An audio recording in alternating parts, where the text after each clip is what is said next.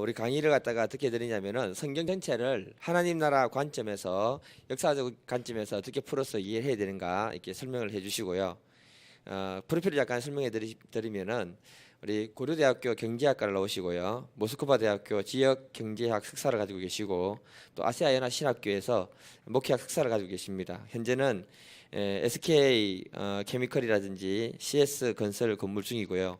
또 러시아 선교사들 활동을 많이 하고 계시고 도와주고 외국인들 선교인들 선교 사역에 또 도와주시고 계시고 또 구약 성경 강의라든지 야다엘 그 성경 강좌를 통해서 사람들에게 많이 성경을 이렇게 가르쳐 주고 있는 그 사역을 하고 계십니다. 그래서 오늘 이 시간이 굉장히 귀하고 복된 시간이 될 줄 저는 믿습니다.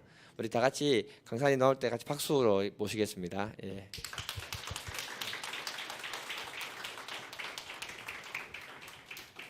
안녕하세요. 예, 제가 너무 사모하고 또 이렇게 은혜의 빚을 많이 진 교회가 경주교회입니다. 제가 옛날 한참 방황하고 너무 많이 힘들 때 우리 여기 옛날 원로 목사님과 사모님께서 너무 많이 도와주시고 또 기도해 주셔서 이 경주교회는 제가 항상 이 빚진 마음을 제가 많이 갖고 있습니다. 오늘 특별히 이렇게 부족한 저를 불러주시고 이렇게 같이 은혜로운 시간 나누게 도와주셔서 너무나 감사를 드립니다. 제가 할 내용은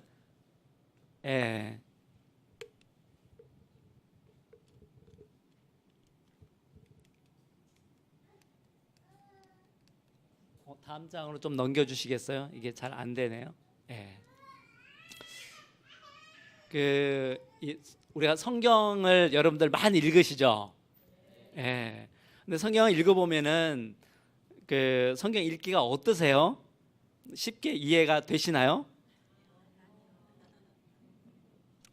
성경 읽으면 참 이해 안 되는 부분도 많고 또 어떤 부분은 성경 읽다 보면은 어느새 졸고 있기도 하고 참 제가 생각해도 읽기가 참 쉽지 않은 그런 책이 성경인 것 같아요.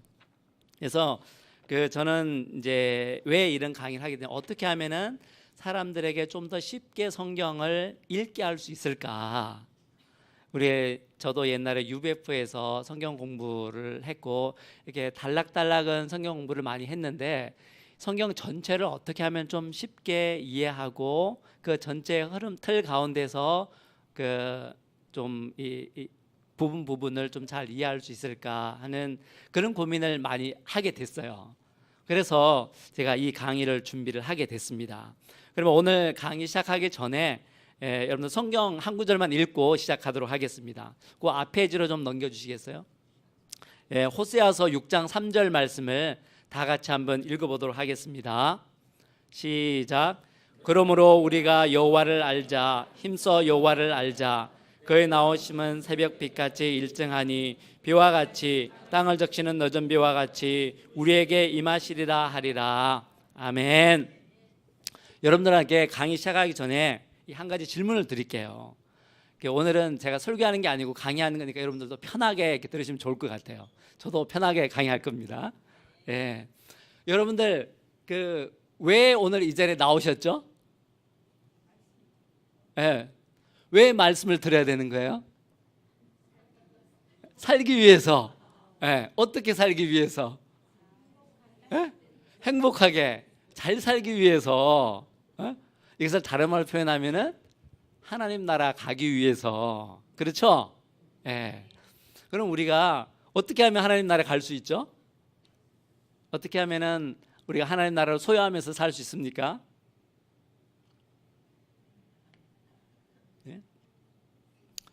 믿음이 있어야 되잖아요. 믿어야 되잖아요. 누구를? 하나님을, 예수 그리스도를 믿어야 되죠.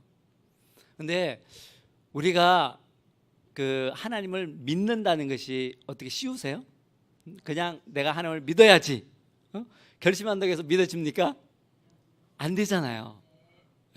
그럼 대체 하나님을 믿는다는 게 뭘까요? 어떻게 하면 하나님을 잘 믿을 수 있죠? 우리는 믿음이라는 것을 이렇게 막연하게 생각하기 참 쉬운 것 같아요. 혹은 이렇게 신비적인 것으로 생각하기 쉬운데 믿음은 그런 게 아닙니다. 믿음은 아주 실제적인 거고요. 아주 구체적인 겁니다.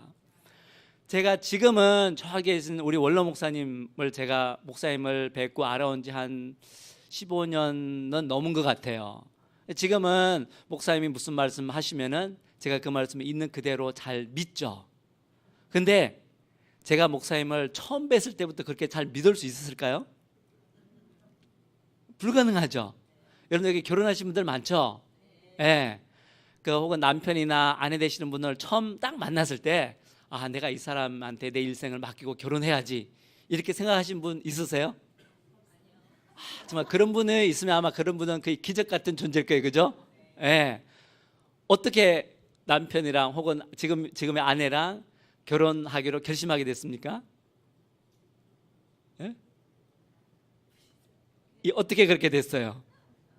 중간에 어떤 과정이 있었죠? 첫 만남이 있었을 테고 그 첫 만남 다음에 여러분 뭐 하셨습니까? 네, 그렇죠. 어떻게 살피셨어요? 그걸 우리가 뭐라 그래요? 교제한다고 하잖아요. 그렇죠? 네, 우리는 사람과 사람이 모르는 낯선 사람이 만나서 그 사람에 대한 믿음이 그 사람에 대한 신뢰가 생기기 위해서는 서로 그 사람에 대한 교제가 필요해요. 교제하면서 뭐 하는 거죠?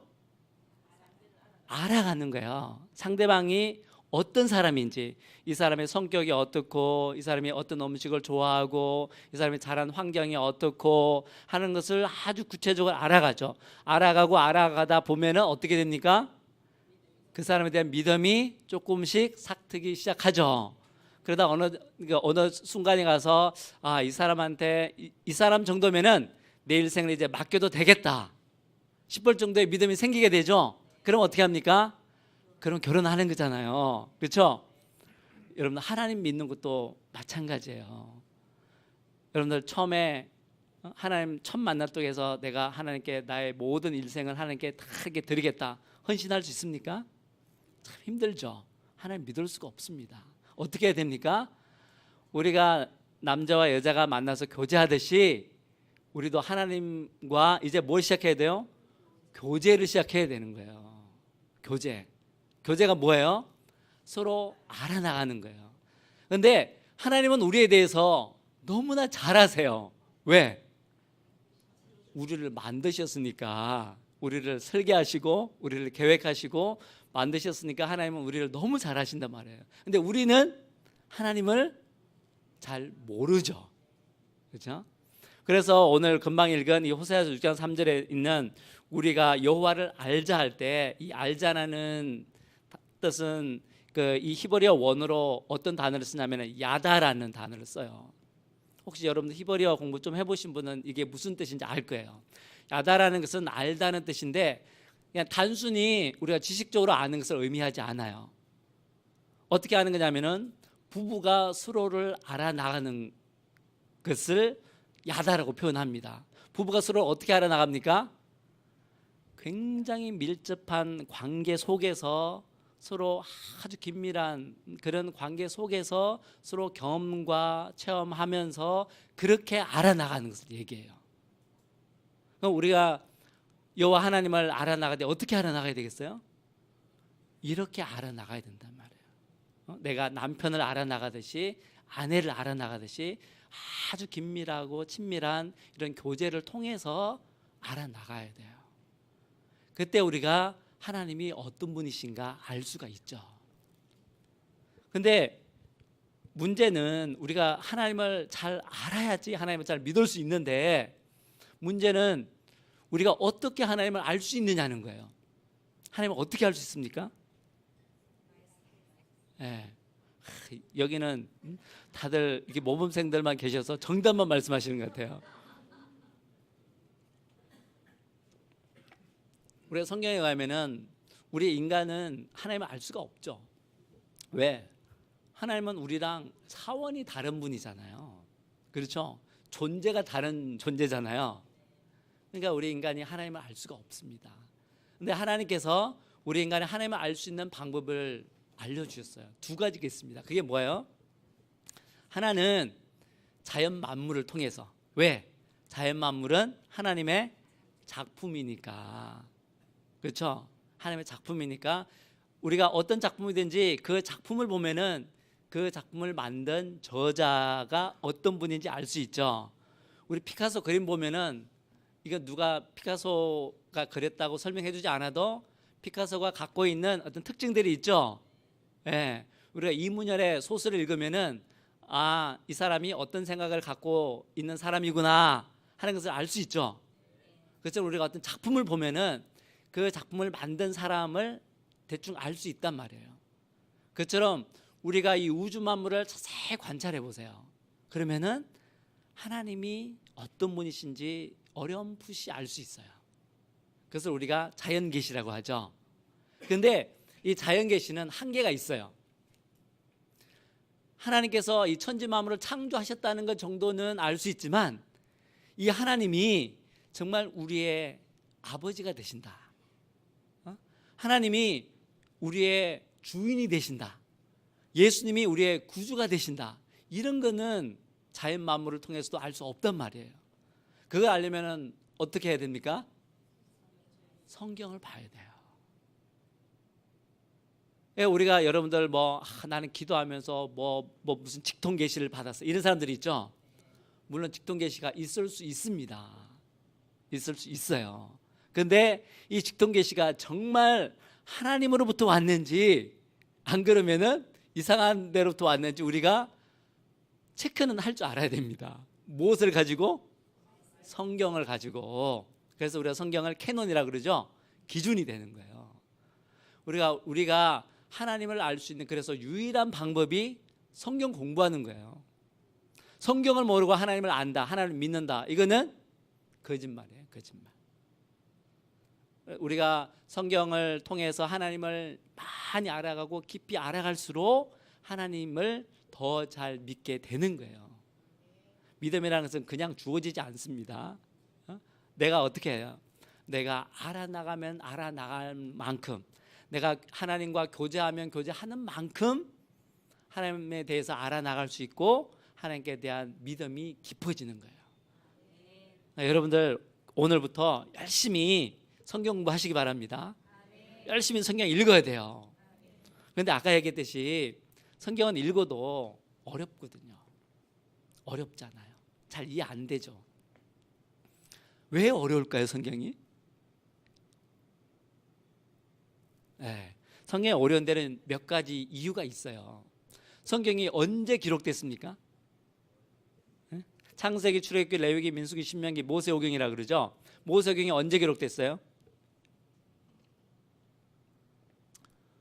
모세오경은 모세가 기록했으니까 우리가 모세오경이라고 하잖아요. 그럼 모세가 언제적 사람인지 알아야죠. 모세가 언제적 사람이에요? 보통 일반으로 얘기할 때 BC 15세기 BC 15세기 경에 그 이집트의 신왕국 때, 여러분 이집트 문명 아시죠? 그 이때 고왕조, 중왕조, 신왕조 이렇게 나누거든요. 그 중에서 이집트 문명이 가장 발달했던 데가 신왕조 때예요. 우리가 많은 지금 이집트 유물들 중에서도 거의 대부분이 황금 가면 이런 것들 있죠. 그런 것들이 다 이집트 신왕조 때 만들어진 문명들이에요. 모세는 그때 이집트 왕궁에서 왕자로 자랐잖아요. 그러니까 우리가 아는 역사적 인물들 투트모세, 하세투스 이런 사람들이 다 그 시대를 살았던 역사적인 인물들이에요. 모세도 가상 인물이 아니고 그 시대에 살았던 역사적인 인물이란 말이에요. 제가 나중에 그것 좀 설명할 텐데요. 이것처럼 모세가 BC 15세기 사람이에요. 그러면은 성경은 BC 15세기 경부터 쓰여지기 시작했어요. 언제까지 쓰여졌어요? 요한계시록이 언제 쓰여졌죠? AD 1세기 요한이 썼으니까 요한이 한 AD 한 90년경에 요한계시록을 썼죠. 그러니까 성경은 몇 년간에 걸쳐서 쓰여졌어요?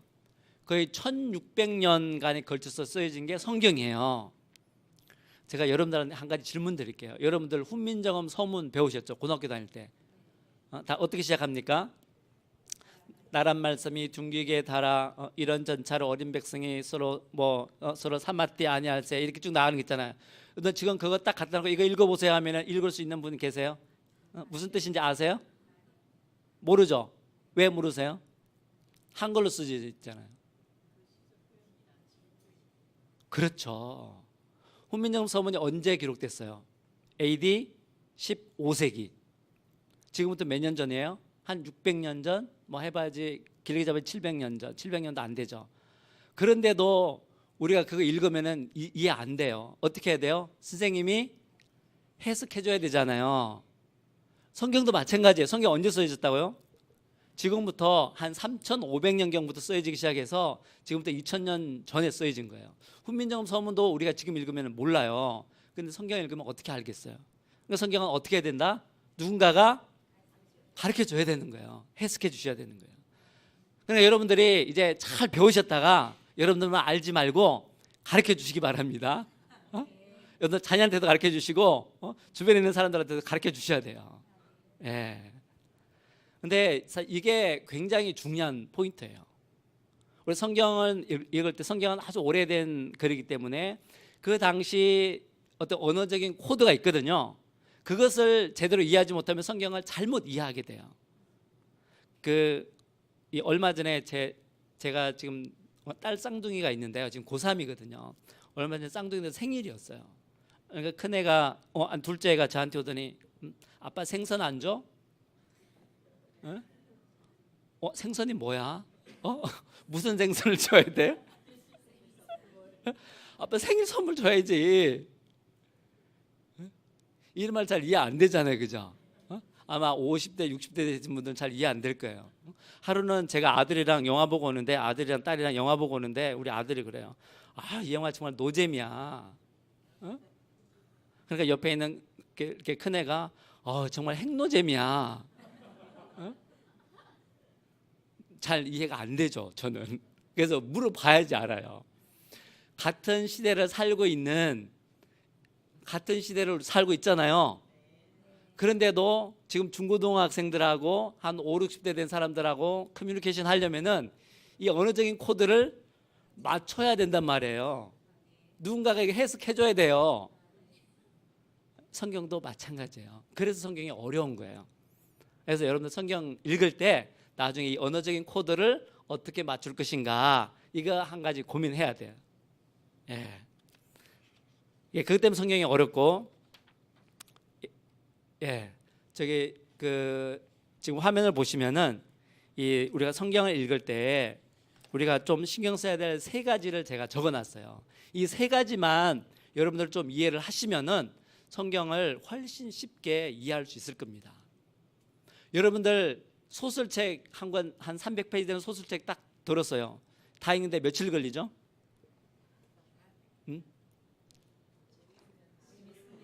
재밌으면 하루, 재미없으면 일주일, 한 달 가는 사람도 별로 없죠. 소설은 그렇게 쉽게 재밌게 읽을 수 있잖아요. 성경 여러분들 한 달 만에, 뭐 일주일은 좀 심하니까 한 달 만에 성경 일독하시는 분, 한 달 만에 성경 일독해? 아무도 없으시네요. 여기 있는 분들 성경 열심히 읽으시는 분들이라고 제가 알고 있는데, 한 달에 한 번 읽기가 쉽지 않죠. 1년에 한 번은 그래도 가능하죠. 왜 그럴까요? 소설은 우리 하루에도 300페이지 읽는데 성경 하루에 300페이지 읽으라 그러면은, 그래서 제가 여러분들한테 알려주고 싶은 것은 이거예요. 성경을 소설처럼 읽자.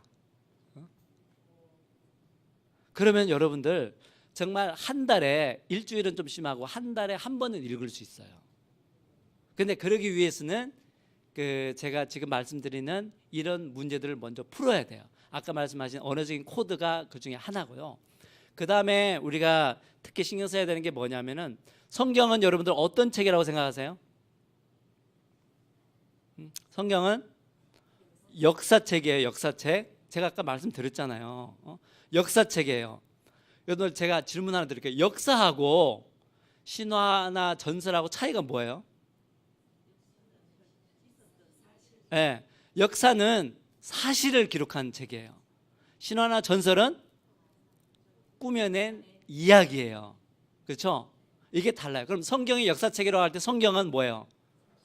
역사적인 사실을 배경으로 기록된 책이라는 거예요. 그러면 성경에 나와 있는 모든 내용들은 다 뭐다? 역사적인 사실이다. 여러분들 그거 믿습니까?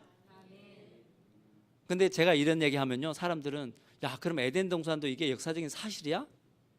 이렇게 얘기하는 사람도 있어요. 아브라함이 실존 인물이야? 이런 얘기하는 사람도 있단 말이에요. 근데 그것도 다 역사적인 사실이라는 거예요. 자, 그러면 우리가 성경의 역사책이라고 할 때 역사책은 잘 읽어야 되거든요. 여러분들 그 우리나라 삼국 시대에 대해서 기록한 역사책이 뭐 있습니까? 삼국사기하고 삼국유사가 있죠. 예, 제가 오늘 역사 얘기할 거예요. 삼국사기와 삼국유사는 다 같이 삼국시대 역사를 기록하고 있는 책들이에요. 근데 두 책이 똑같은 내용입니까? 읽어보신 분은 알겠지만 완전히 내용은 다른 책이에요. 왜 그럴까요? 같은 삼국시대 역사를 기록하고 있는 책인데 예? 예, 저자가 다르기 때문에. 저자가 다르면 왜 내용이 달라지게 되는 거죠? 저자가 갖고 있는 시각이, 관점이 다르기 때문에 그래요. 그걸 우리는 사관이라고 그러죠. 특히 역사책은 어떤 사관을 갖고 역사를 기록하는가에 따라서 내용이 완전히 달라집니다. 그러면은 우리가 삼국사기는 누가 썼어요? 김부식이라는 사람이 썼죠. 김부식이 어떤 사람이죠?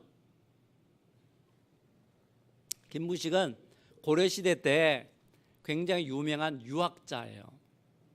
그럼 이 사람은 어떤 관점을 갖고 삼국시대 역사를 썼겠어요?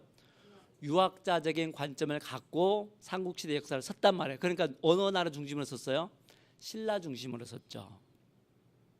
자, 그 다음에 삼국유사는 누가 썼습니까? 이련이라는 분이 썼죠. 이련은 직업이 뭐였어요? 성녀였단 말이에요. 그러니까 이련은 어떤 관점을 갖고 썼겠어요? 불교적인 관점에서. 그렇기 때문에 같은 삼국시대의 역사를 쓰고 있지만 내용은 완전히 다른 거예요. 이게 역사책이 갖고 있는 특징이거든요. 성경은 역사책이라고 얘기했어요. 그러니까 성경을 읽을 때는 성경은 저자는 누구예요? 성경 누가 썼습니까? 성령 하나님이 썼잖아요. 하나님이 쓰셨잖아요. 하나님이 인간 저자를 통해서 쓰셨죠. 그러면 성경을 하나님이 쓰셨는데 하나님이 어떤 관점을 가지고 썼느냐, 이걸 우리가 알아야 돼요. 그래야지 역사책을 읽을 수 있단 말이에요. 그러면은 하나님께서 어떤 관점을 가지고 성경을 기록했겠어요? 이걸 이해하는 게 굉장히 중요합니다. 왜? 지금도 우리는 하나님께서 인도하시는 그 역사 속에 살고 있거든요. 그러면 하나님께서 이 역사 가운데서 어떤 사건을 중요하게 여기는가, 하나님께서 중요하게 여기시는 사건이 어떤 사건들인가, 이걸 알아야 돼요. 왜? 역사가는 중요한 사건 중심으로 쓰거든요. 그럼 하나님께서는 어떤 사건을 중요하게 여기는가를 우리가 알아야죠. 그래야지 성경을 읽는 눈이 떠여지게 됩니다. 자, 그러면은 제가 여기서 퀴즈 한 가지 낼게요. 여러분들 그 솔로몬 이후에 북이스라엘을 가장 강대국으로 만들었던 왕이 누군지 혹시 아세요? 경제적으로, 정치적으로, 경제적으로 가장 번성하고 또 정치적으로도 가장 영토를 넓게 확장하고 나를 강하게 부강하게 만들었던 왕. 혹시 누군지 아시는 분 계세요? 제가 이거 답 맞히시는 분 선물 드릴게요. 아무도 모르시죠? 여러분들은 열심히 성경 읽는 사람들이잖아요. 열심히 성경 읽는 사람들이죠. 근데도 거의 대부분 모르실 거예요. 왜요? 왜 모르겠어요? 하나님께서는 경제적으로 뭐 나라를 발전시키고 정치적으로 힘있게 강대국으로 만들고, 이거 하나님 편에서 보실 때는 어떻다는 거예요? 하나도 안 중요하다는 거예요. 이거는 역사적으로 중요한 사건이 될 수 없다는 거예요. 그 왕이 누구냐면 르호보암 2세라는 사람이거든요. 아모스나 호세아 시대에 우리가 아모스나 호세아 성경 읽으면 주로 어떤 내용 있어요? 사회 정의 부르짖고 그러잖아요. 부자들이 가난한 사람들을 압제하고 또 불의를 행하고 부정을 행하는 그런 시대의 모습이잖아요. 그게 왜냐하면 부자들이 많았다는 거거든요. 근데 로보암 2세에 대해서 성경은 어떻게 기록하고 있어요? 많이 기록하고 있지도 않아요. 한 5줄 정도 기록하고 있을까요? 그것도 주로 평가가 딱 한 줄이에요. 다윗과 같이 행하지 않고 악을 행하였더라. 이게 그 로보암 2세, 우리나라 말로 하면, 우리나라에서는 로보암 2세 하면요 세종대왕 같은 왕이에요. 근데도 성경은 이런 왕을 그냥 몇 줄로 정리하고 끝. 근데 여러분들이 북이스라엘이나 남유다 왕들 중에서 기억에 남는 왕들 어떤 왕들이 있어요? 아는 왕들 이름 한번 대보세요. 응? 응? 예. 히스기야. 히스기야 모르는 분 없죠? 히스기야 다 알잖아요. 또 어떤 왕이 유명해요? 아합 왕 유명하죠? 예. 그럼 아합 왕과 히스기야 왕은 어떤 왕이길래 하나님께서 중요하게 여기셨을까요? 먼저 히스기야 왕을 한번 볼까요? 히스기야 왕은 어떤 왕이었어요? 히스기야 왕 때 정치 경제적인 상황 한번 볼까요? 남유다에 어떤 상황이었어요? 히스기야 왕 때 남유다는 이 아수르, 성경 아수르로 나오죠. 아시리아예요. 세계사 배울 때 아시리아의 사내립이 침략해 들어와서 나라가 곧 망할 지경에 처해 있었다고요. 아시리아가 18만 5천 명이나 되는 대군을 이끌고 남유다로 침략해 들어왔죠. 그래서 예루살렘 성을 완전히 다 포위했어요. 그때 사내립 왕이 어떻게 조롱하냐면은, 야, 여호와 하나님은 니네들 이미 버렸어. 니네들 싸워도 안 돼. 그럼 니네 중에 혹시 싸울 만한 사람이나 있어? 군대나 있어? 내가 니네한테 말 2,000마리를 그냥 줄게. 니네한테 이 2,000마리 말 탈 사람이나 있어? 이렇게 조롱한단 말이에요. 그러니까 히스기야 왕이 어떻게 합니까? 옷을 찢고 막 분노하면서 성전에 올라가서 뭐예요? 기도하잖아요. 그리고 이사야 선지자한테 기도해 달라고 부탁하죠. 이게 히스기야 왕이에요. 정치 경제적으로는 나라가 멸망당할 수밖에 없는 아주 미약한 상황이었단 말이에요. 그런데 하나님 편에서 보실 때는 가장 위대한 왕이에요. 다윗 이후에 가장 위대한 왕으로 꼽는 사람이 이 히스기야 왕이다. 히스기야 왕은 남유다 왕들 중에서 가장 열심히 하나님을 믿었던 왕이에요. 그러니까 하나님께서 귀하게 여기시는 거죠. 반면에 아합 왕은 하나님을 가장 대적했던 왕으로 유명한 왕이죠. 예, 바알 숭배를 가장 열심히 했던 왕, 하나님을 가장 대적했던 왕. 그러니까 아합 왕 때 이 활동했던 선지자가 누굽니까? 예, 엘리야 선지자잖아요. 그래서 이 엘리야가 바알 선지자들하고 싸우죠. 왜 싸웁니까? 여호와 하나님이 진짜 왕인데 자꾸 가짜 왕인 바알을 숨기려고 하니까 이 엘리야가 하나님의 선지자의 대표로 싸우는 거죠. 이게 갈멜산 전투잖아요, 그죠? 이게 영적인 전투예요. 자, 이 사건을 볼 때 우리가 하나님이 중요하게 여기시는 사건이 뭐냐, 하나님께서 무엇을 중요하게 여기는가, 여기서 우리가 하나님의 역사적인 관점, 하나님의 역사관을 배워야 됩니다. 여러분, 우리 얼마 전에 트럼프랑 김정은이 만났죠. 이거 아마 세계사나 우리 한국의 역사, 앞으로 후대 역사가들 평가할 때 정말 중요한 이벤트가 될 거예요, 그죠? 하나님께서 보실 때는요, 이거 기록 안 할 수도 있어요. 예? 정말이에요. 트럼프 대통령이나 우리나라 문재인 대통령이나 김정은이 만난 사건, 정말 중요한 역사적인 사건이죠. 근데 하나님 편에 보실 때 이거 한 줄도 기록 안 할 수도 있어요. 왜? 하나님께서는 그런 사건 중요하게 여기지 않으니까. 그럼 하나님께서는 뭘 중요하게 여기시는데요? 하나님께서는 김정은이랑 문재인 대통령이 만난 것보다 여러분이 지금 이 자리에 나와서 이 성경 강의를 듣고 있는 이 사건을 더 중요하게 여기실 수 있어요. 정말이라니까요. 여러분들이 나가서 한 사람한테 전도하는 거 있잖아요. 하나님께서 볼 때 이거 역사적인 사건이에요.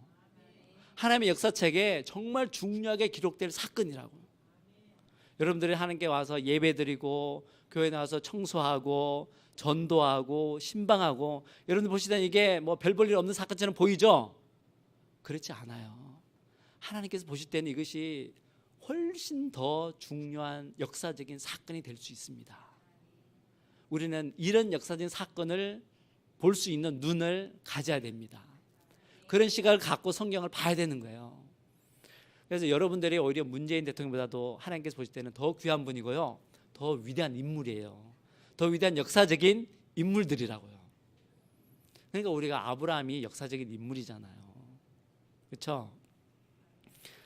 자, 지금부터 이제 제가 이렇게 역사 얘기를 좀 할 텐데요.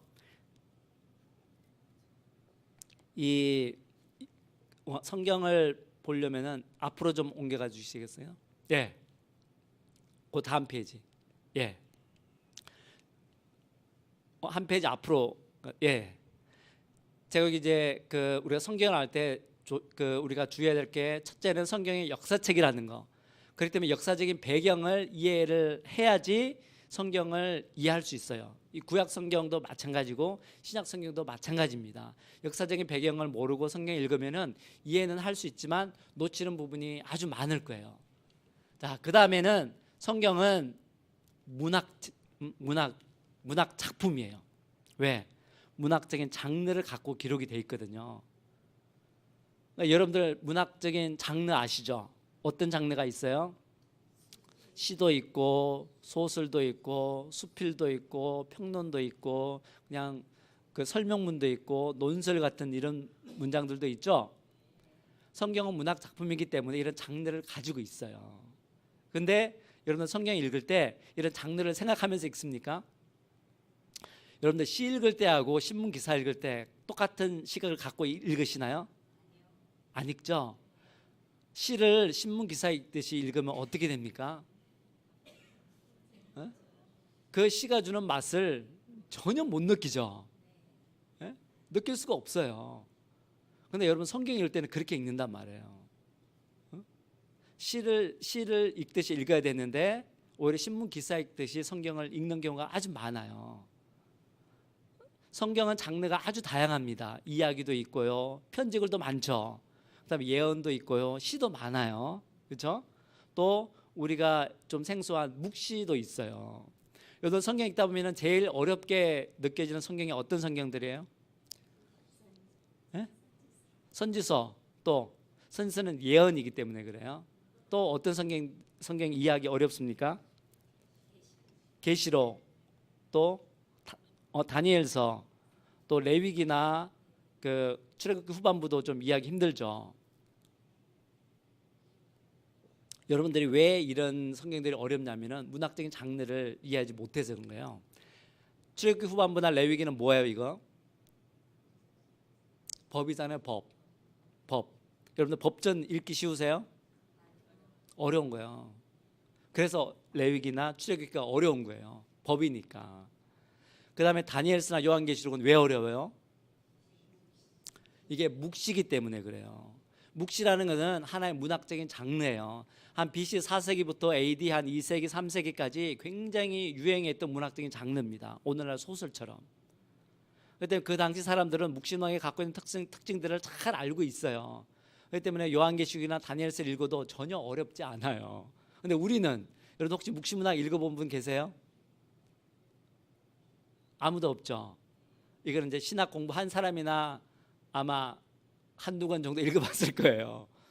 우리가 문학적인 장르를 모르기 때문에 어려울 수밖에 없는 거예요. 왜? 그런 장르를 접해본 적이 없거든요. 그러니까 어렵죠. 그 장르가 어떤 특징을 가지고 있는지 우리는 전혀 몰라요. 요한계시록이나 다니엘서가 왜 어렵습니까? 그게 묵시문학이 어떤 특징을 갖고 있기 때문에.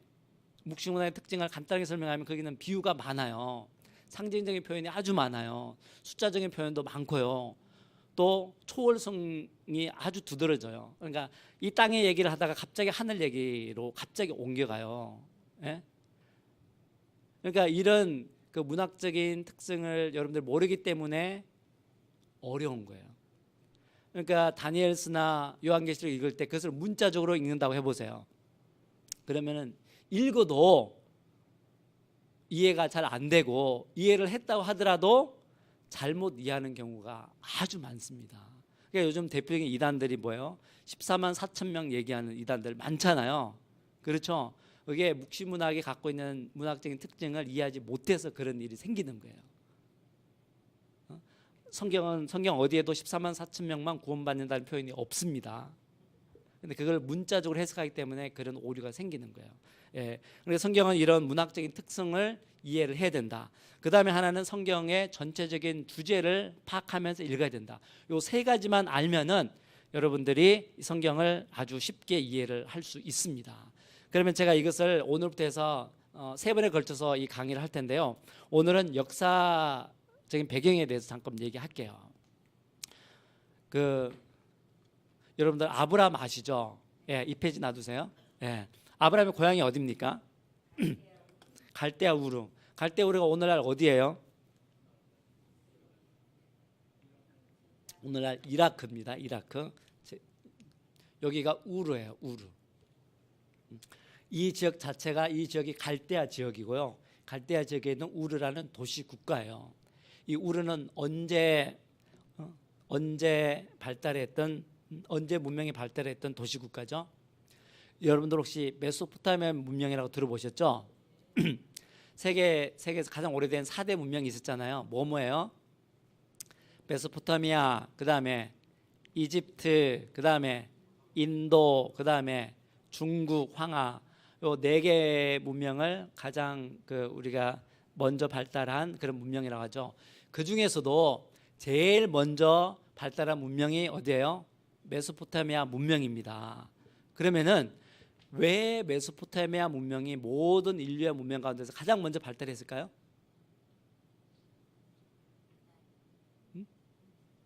왜? 성경적으로.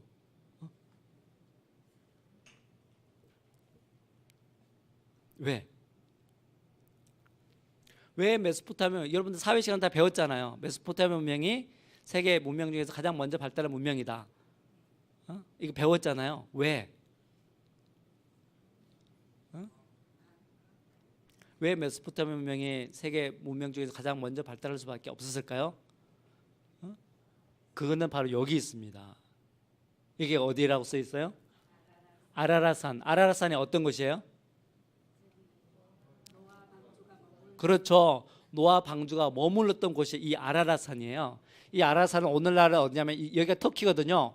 우리 목사님 잘 아시겠네요, 그죠? 예. 터키의 가장 동쪽이에요. 동쪽 경계. 그러니까 터키 동쪽, 그다음에 여러분들 아는 아르메니아, 아제르바이잔 그 국경지대에 있는 산이 아라라산이에요. 노아 방주가 여기 머물렀단 말이에요. 그럼 여기 머물러서 노아 식구들이 어디로 왔겠어요? 여기서 나오면은 여기서 인구가 많아지면 어디로 옮겨왔겠어요? 자연스럽게 온 게 여기예요. 그렇죠? 그래서 메소포타미아 문명이 발달한 지역이 어디예요? 여기 위에 있는 강이 티그리스 강, 여기 밑에 있는 게 유프라테스 강이에요. 이 두 강 사이에 있는 이 문명을 메소포타미아 문명이라고 하죠. 그러니까 우리 인류가 여기서부터 출발을 했죠. 그러니까 아담이의 노아 홍수 이후에. 그러니까 여기 이 메소포타미아 문명이 가장 먼저 발달할 수밖에 없는 거예요. 그렇죠? 그래서 여기서 어디로 갔겠어요? 여기서 밑으로 와서 이제 이집트, 이 오른쪽으로 가서 인도로 갔겠죠. 예. 자, 그러면 여기가 이제 이 아브라함의 고향이 우르라고 했는데 이 우르는 이 메소포타미아 문명이라고 하면은 이 그때 이루었던 나라가 어디냐면 수메르 문명이에요. 수메르라고 들어보셨죠? 예. 여러분들 혹시 그 태양의 후예 알아요? 태양의 후예 보신 분? 아니 안 보신 분? 예. 안 봤어요? 태양의 후예 안 보신 분도 있구나. 근데 태양 후에 보면은 거기 배경이 되는 나라가 어디예요? 예, 우르크예요. 우르크가 어디에서 발달했던 나라죠? 그 다음 장으로 좀 넘겨주시겠어요? 그 다음 장. 그 다음 장. 예. 여기 보시면 여기에 우르크라고 있죠. 예, 이 우르크가 수메르 문명이 가장 번성했던 도시예요. 그러니까 태양의 후예 저자가 여기서 따온 거예요. 우르크라는 지명을. 예. 요 우르크 밑에 있는 여기가 우르예요. 아브라함의 고향이죠. 이 우르크는 초기에 수메르 문명이 발달했던 도시고요. 수메르 문명이 멸망하기 직전에 마지막에 발달했던 도시가 바로 이 우르라는 도시예요. 이 우르라는 도시에서 수메르 문명의 마지막 수메르 문명이 발달했는데 이 수메르가 어느 나라한테 망하느냐? 여러분들 잘 아시는 바벨로니아한테 망해요. 여러분 바벨로니아 하면 생각나는 왕이 누구예요? 함무라비 왕. 기억나시죠? 함무라비 왕, 함무라비 법전 배우셨잖아요.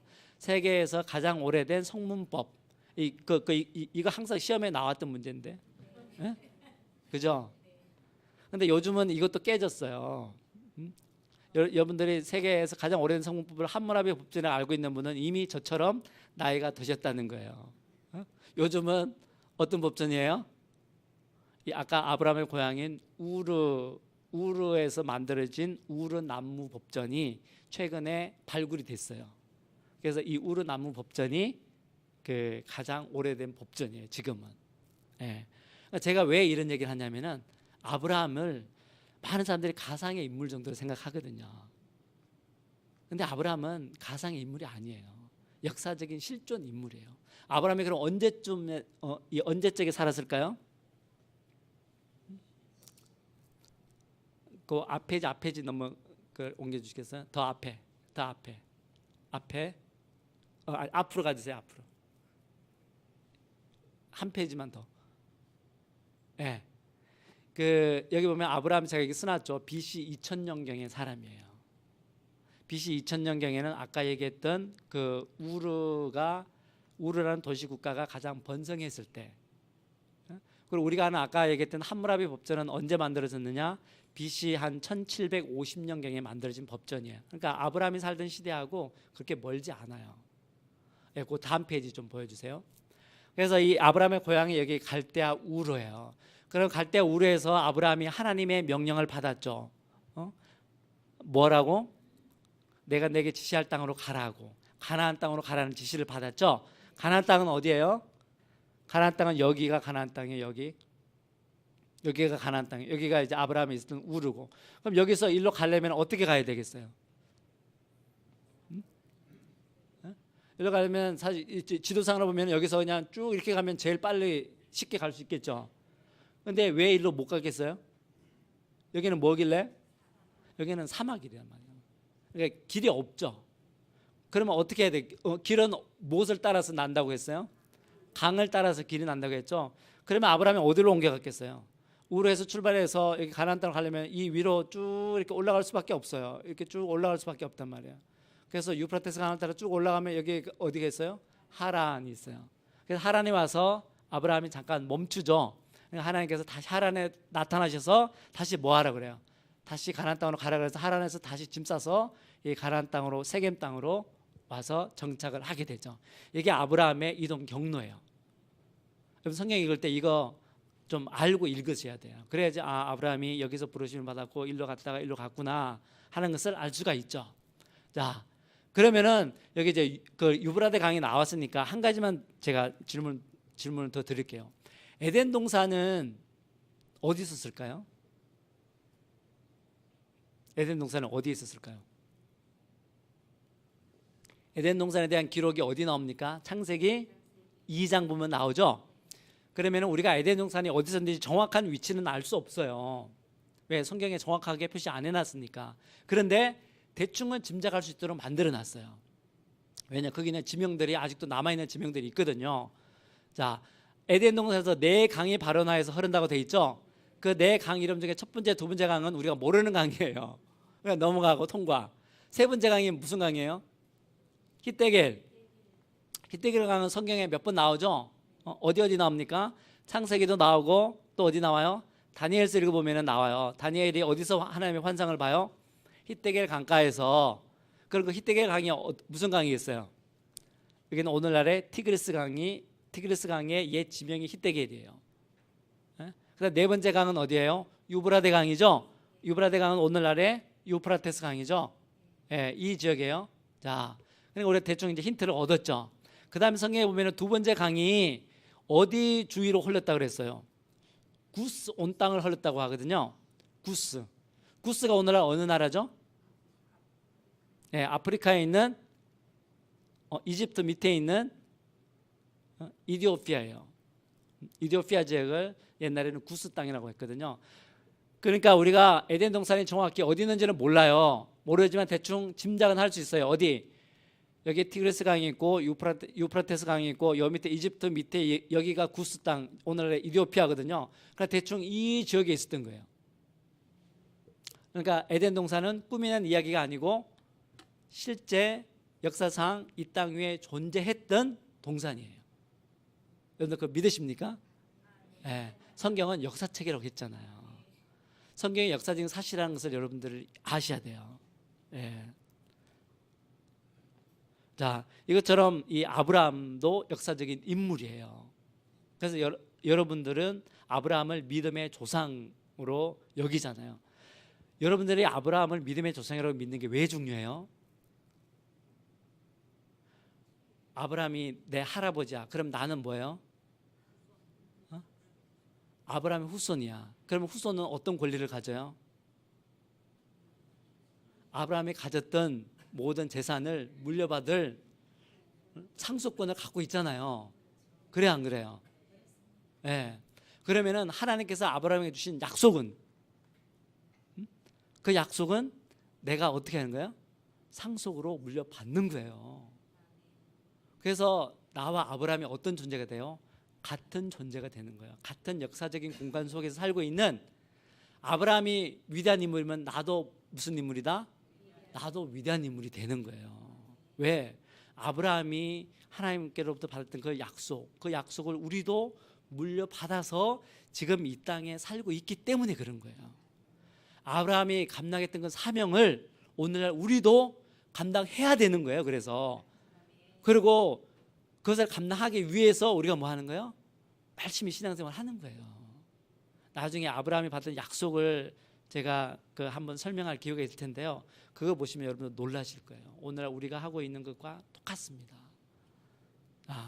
이렇게 아브라함이 역사적인 인물이라는 걸 알아야지 내가 오늘날 왜 신앙생활을 하고 있는지, 내가 신앙생활을 하고 있는 이 의미가 뭔지, 내가 왜 이 땅에 살고 있는지 그 의미를 발견할 수 있습니다.